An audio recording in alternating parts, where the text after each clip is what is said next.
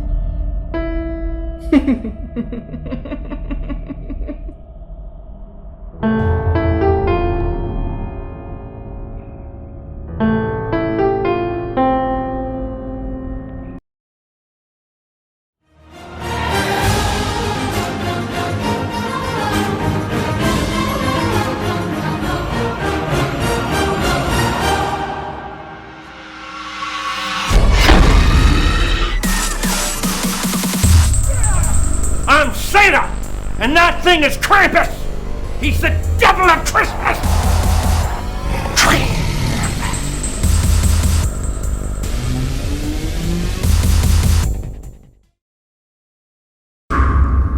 Sleigh bells.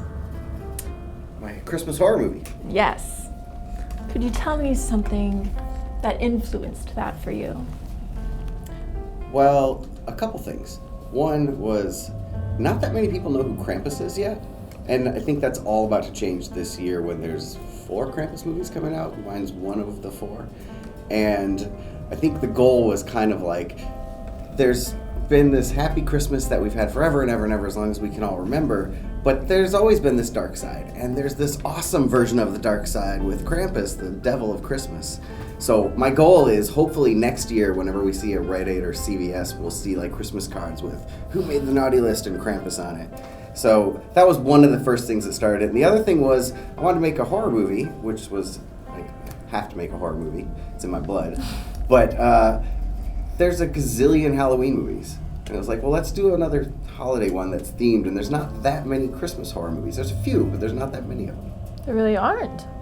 And as for naughty list, I know I'm on that one. How come? What'd you do this year? I can't even read you the list. Krampus will know. Anyway, Krampus. How might one kill Krampus as of legend? Kill him? I don't know. Yes. Can you kill him? Can you kill Santa? I know that there is. Good point. They're all kind of in the same world, so True. I don't know. True. I don't know if there's it's not like a stake through the heart with a vampire or something. I don't know if there is a way necessarily. Maybe we'll find out during sleigh bells. Never know. Yeah, you very well might. Well, tell me about your favorite scare. I don't know, like it's almost like too easy, but I'll say I love in Hatchet 1, with the face rip backwards, which then we've seen in animal movies later, but in Hatchet 1 it was pretty spectacular. That's one of my favorites. What's yours? Oh man. I like the classic Nightmare on Elm Street, blood fountaining out. Just beautiful, beautiful sight. But coming back to sleigh bells, any interesting set stories? Yeah, well, so the whole movie takes place at an abandoned amusement park. So we found an all-year Christmas-themed amusement park in Lake Arrowhead, right nearby. And when I heard about it, I was like, no way, this can't be real. Like, it doesn't really exist. And there it was, and it's been sitting there for 15 years. So we had to go kind of sneak in and see if it still looked cool and what it was. And finally we found the owner, and it ended up taking about 4 months just to get through, like, who actually owns it, who can we pay so that we can show up and not get kicked out. It was a big chore, but we got an abandoned amusement park to shoot a whole movie in, which was pretty fucking awesome. That is. Yeah. Who knows what's hiding in there? Well, we figured there were like zombie/homeless people in like the old buildings. There was this really cool like Alice in Wonderland like Hall of Mirrors, and like the door had been cracked open so you could totally get in, and it was scary for anyone. Like it was so filled with rodents and spiders, and it was just so gross. So you got about 5-6 feet in and you're like, fuck this, we're out. It was too much. That sounds amazing. It was. The coolest building had, it looks like an old gingerbread house, like this huge one. It's really awesome. But there was rat shit maybe this high in like on the pile, like it was everywhere. So we had to have like hazmat come in and clean it so that we could actually go in there. And even still, we had pretty much everybody with the actors in like masks and everything because stuff is lethal, gross. That could definitely add to the atmosphere too, especially if they were gas masks. That would be kind of interesting. It's not very Christmassy though. No, it's really not. Well, not really. It's my kind of Christmas. Gas mask Christmas? There we go. Okay. By watching the teaser trailer, I noticed that there's a lot of comedy in it. Do you think that horror is better when it's laced with comedy? I don't know if it's better. I mean, I think everyone has their own tastes, right? And what works for you might be different for me. But I think ultimately, I want to be entertained. And lately, it seems like horror has gotten to this weird point where there's so much like indie horror right now because anyone can pick up a camera and go make a horror movie, and they should. But a lot of people just pad it out with, all right, we're going to see more just crap. So I just wanted to make something that was fun and entertaining.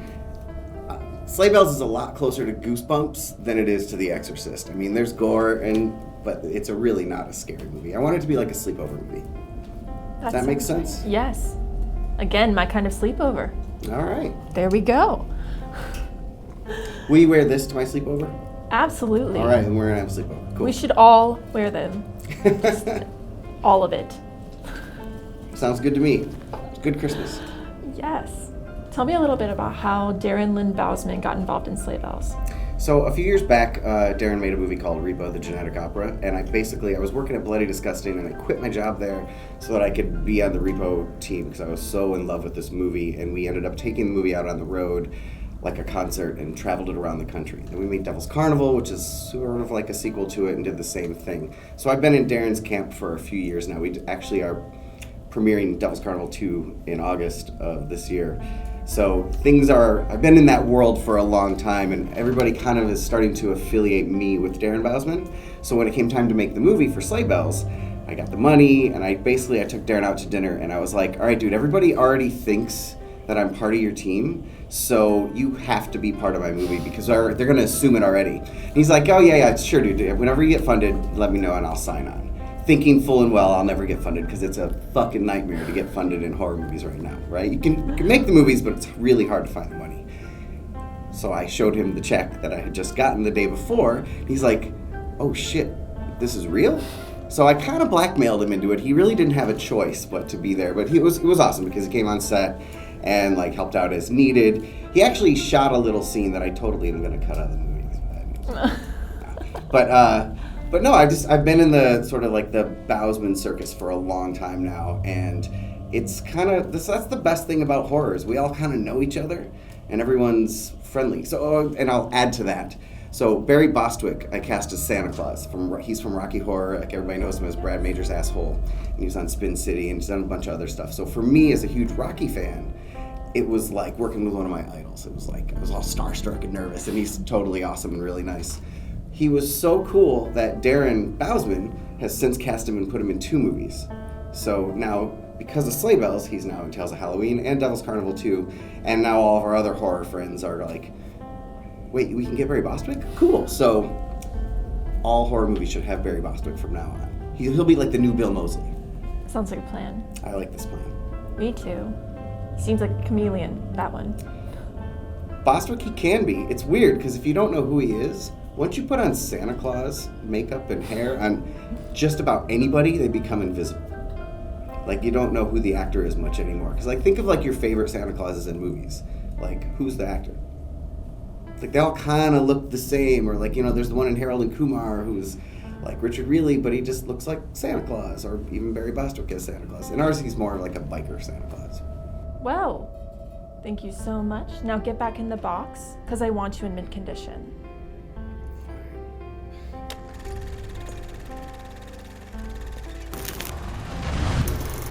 Worm.